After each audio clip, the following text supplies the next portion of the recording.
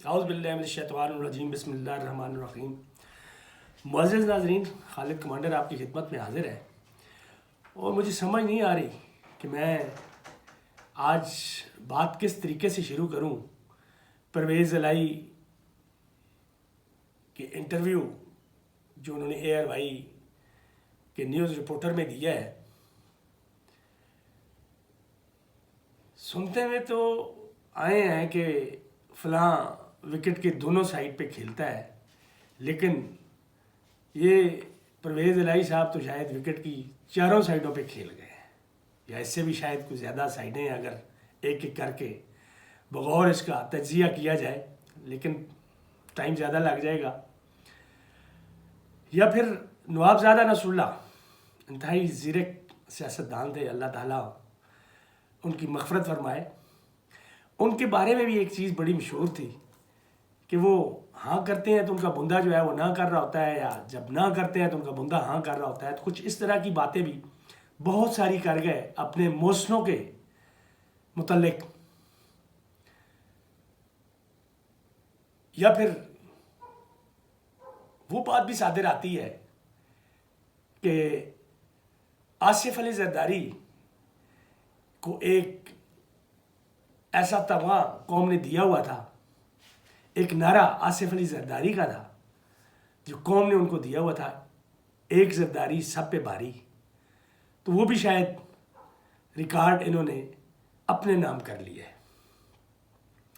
ناظرین، بات کریں گے وکٹ کے چاروں سائڈ یا اس سے بھی زیادہ، تو وہ ایک سائڈ تو آپ محسن کی لے لیں، دوسری سائڈ آپ عمران کی لے لیں، تیسری سائڈ آپ لے لیں نون لیگ پلس یعنی پی ڈی ایم، اور چوتھی سائڈ آپ دیکھ لیں کہ اس میں جو ان کا اپنا ہے، اپنے آنے والے وقت کی سیاست، اپنا سیاسی مستقبل، اس کے حوالے سے تو جو اس انٹرویو میں جو کچھ انہوں نے کہا،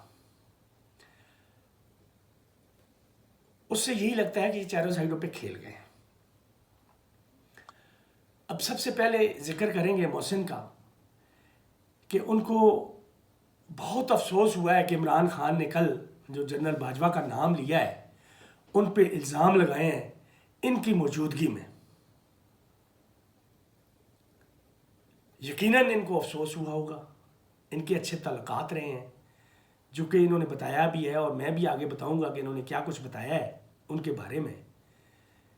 لیکن ایک چیز کا تذکرہ میں ضرور کروں گا کہ یہ عمران خان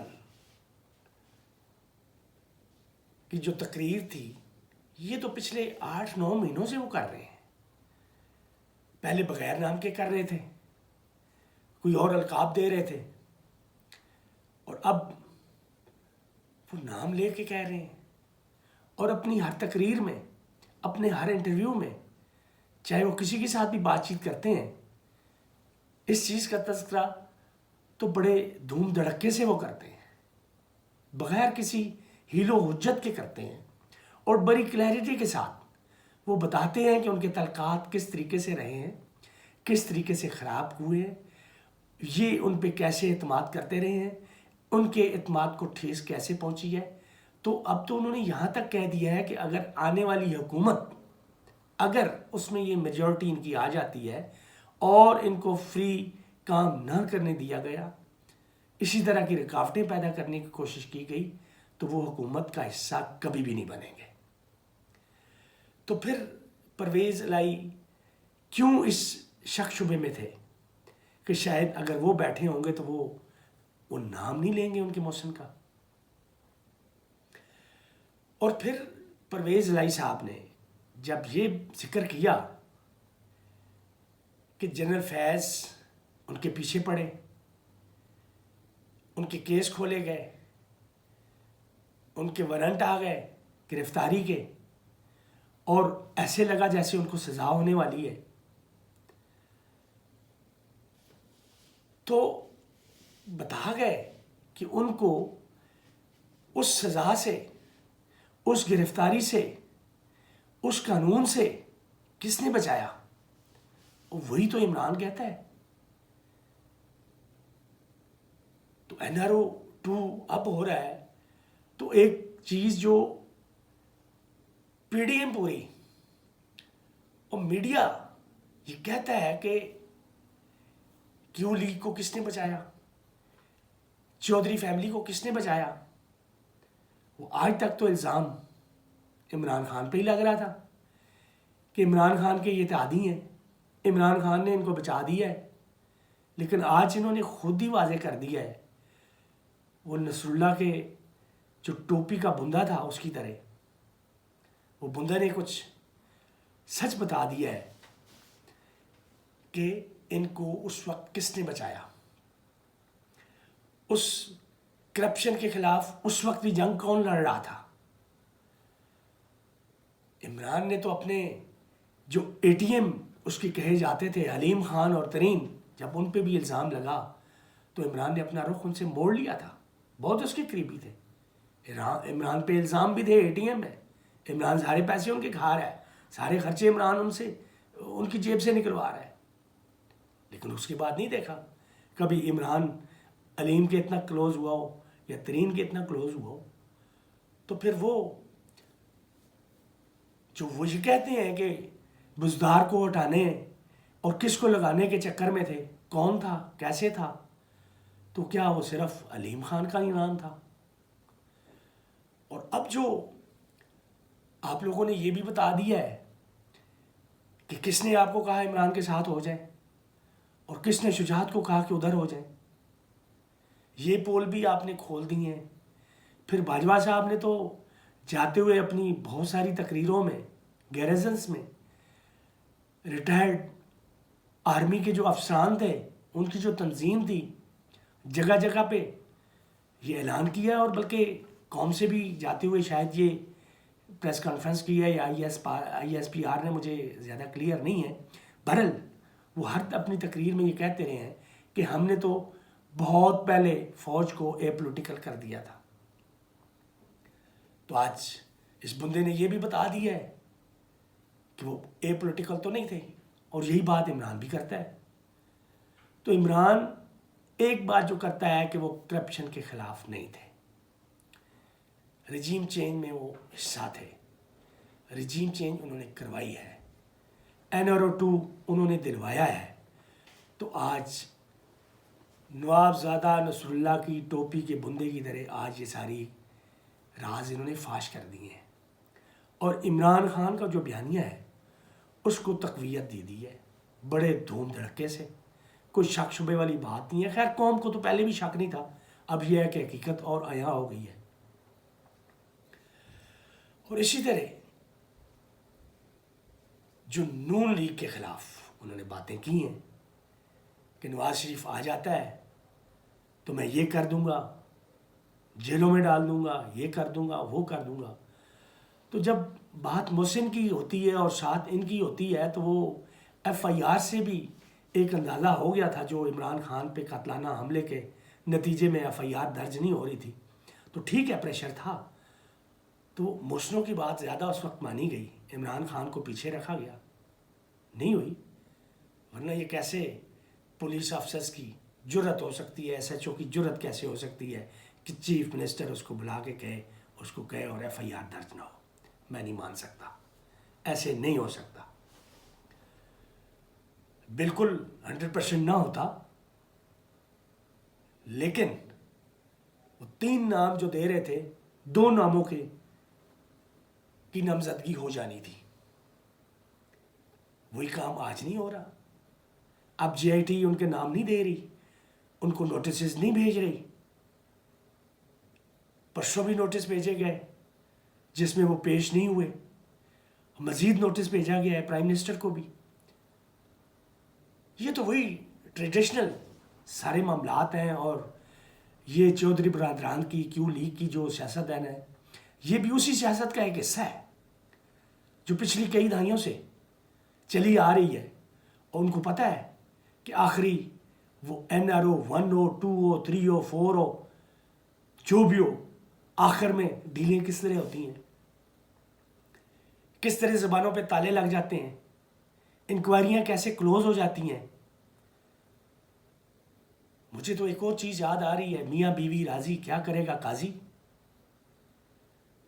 تو جب ایف آئی اے جو تفتیش کرنے والے ادارے ہی ہے وہ آخر میں آ کے کہہ دے گا, پولیس جو اس نے تفتیش کی ہوگی, جس نے نوٹسز بھیجے ہوں گے, چاہے وہ کوئی ایف آئی آر ہو یا کوئی کرپشن ہو یا کچھ اور بھی ہو, جب وہ قاضی کے سامنے آ کے کہہ دے گی کہ اس کیس میں کچھ بھی نہیں ہے, چاہے 4,000 صفحات پہ مشتمل وہ فائلیں ہوں, وہ فائلیں ردی کی ٹوکری بن جائیں گی, اور ایک سنگل بندہ انویسٹیگیٹر آئے گا اور عدالت میں کہہ دے گا جی اس کیس میں کچھ نہیں ہے, وہ فائل کلوز ہو جائے گی.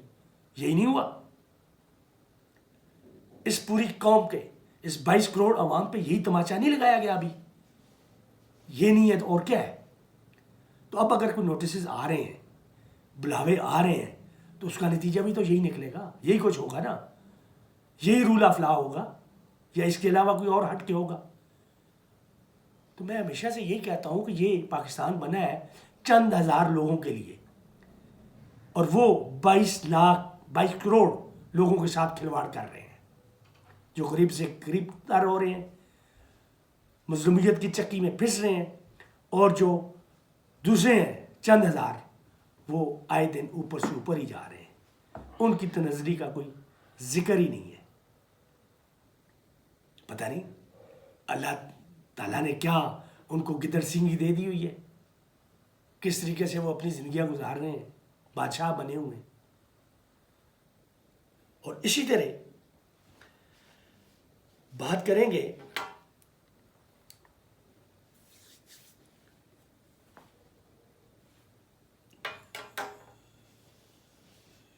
ماڈل ٹاؤن کی. جب چیف منسٹر بنے تھے تو اس وقت ماڈل ٹاؤن کا کیس بھی اوپن ہوا, لیکن آج 8-9 مہینے ہو گئے ہیں, کوئی اس کی خبر ہی نہیں آ رہی. تو یہ بھی نورا کشتی ہوئی نا, یا وہ جو نقلی شیر ہیں دو آپس میں لڑائی کر رہے ہیں شیر کی کھال پہن کے, تو یہ مجھے معاملہ اسی طرح کا لگ رہا ہے. اب اگلی جو وکٹ ہے, نون لیگ کو جیلوں میں ڈالنا, ان کو گھسیٹنا, یہ وہی نعرے ہیں جو پچھلے کئی دہائیوں سے ہم سن رہے ہیں کہ نواز شریف آ جائے, یہ کر دیں گے, وہ کر دیں گے. ماڈل ٹاؤن کا کیا ہوا, ابھی ایف آئی آر کا کیا ہوا, یہ کچھ ہو رہا ہے نا. تو عمران خان میرے خیال میں اس کو اتنا ڈسا جا چکا ہے, اس نے اتنے غلط لوگوں پہ اعتماد کیا ہے, اور اس کو جو ٹھیسیں پہنچائی گئی ہیں آج تک, اب میرے خیال میں کسی اور سراغ سے وہ ڈسا نہیں جائے گا. لیکن اس کی مجبوریاں بھی اپنی جگہ ہیں. شاید وہ اتنے سالوں سے اگر آپ اس کیو لیگ کو ساتھ لے کے چل رہے ہیں, تو اب بھی وہ شاید صبر و تحمل کا مظاہرہ کرے گا, اپنی پارٹی کو, اپنے لوگوں کو بھی کہے گا صبر و تحمل کا مظاہرہ کریں. اور آپ عمران خان کو جو بلیک میل کرنے کی کوشش کر رہے ہیں, ان کو پریشرائز کرنے کی کوشش کر رہے ہیں, صرف آنے والے وقت میں اپنے سیاسی مستقبل کے لیے کہ آپ کو سیٹیں اور دی جائیں, یہی کچھ ہو سکتا ہے. اس طرح کے بیانات سے اور تو کچھ نہیں ہو سکتا. میرے خیال میں یہ سارا کچھ جو ہوا ہے کہ عمران خان کو اور پریشرائز کرنے کے لیے ہوا ہے, اور اسی طرح سیاسی فائدہ اٹھانے کے لیے تاکہ زیادہ سے زیادہ سیٹیں ملیں. لیکن عمران خان شاید اس پریشر میں نہیں آئے گا. اس نے فیصلہ کیا ہوا ہے, جو بندہ اپنی موت کے لیے تیار بیٹھا ہو وہ اس طرح کے ڈر اور خوف سے نہیں جاتا. اس نے سوچا ہوا ہے کہ اس نے آنے والی زندگی کیسے گزارنی ہے. وہ بات صحیح ہے کہ شیر کی ایک دن کی زندگی گیدڑ کی 100 سالہ زندگی سے بہتر ہے. اس نے اس شیر کی ایک دن کی زندگی کو بہتر سمجھا ہوا ہے اور بہتر جانا ہوا ہے, اور اس پہ عمل پیرا ہوگا. اب اس بیان نے ایک اور بھی بھونچال کھڑا کر دیا ہے, جیسا کہ انہوں نے خود ہی بتا دیا ہے کہ باجوہ صاحب نے کہا تھا کہ آپ ادھر چلے جائیں, شجاعت صاحب ادھر چلے جائیں. اب دونوں سائڈوں پہ آپ بیٹھے ہوئے ہیں, دونوں سائڈوں پہ آپ کھیل رہے ہیں, قومی میں بھی اور صوبائی میں بھی کھیل رہے ہیں. تھوڑی سی سیٹیں ہو کے عیاشی کر رہے ہیں, مزے لوٹ رہے ہیں. یہ مزے تو دولہا ہی لوٹتا ہے, تو دولہا والی پوزیشن بھی ہے، اور ساتھ ہی اس بیان کے بعد جو دوڑیں لگ گئی ہیں شہباز شریف کی ملاقات شجاعت سے ہوئی، زرداری صاحب بھی پیچھے پیچھے پہنچے ہوئے ہیں، زرداری صاحب بھی پنجاب میں ایکشن میں ہیں، تو وہ بھی اپنے چکر میں، ان کی 6-7 سیٹیں ہیں صوبائی اسمبلی میں، تو وہ بھی اپنا حصہ مانگنا چاہتے ہیں، لیکن نواز بیچارہ باہر بیٹھا ہوا ہے، دیکھ رہا ہے سارے تماشے، پتہ نہیں اس کو یہ تماشے پسند ہیں یا نہیں ہیں۔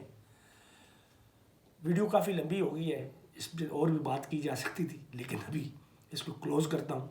اللہ حافظ، پاکستان زندہ باد۔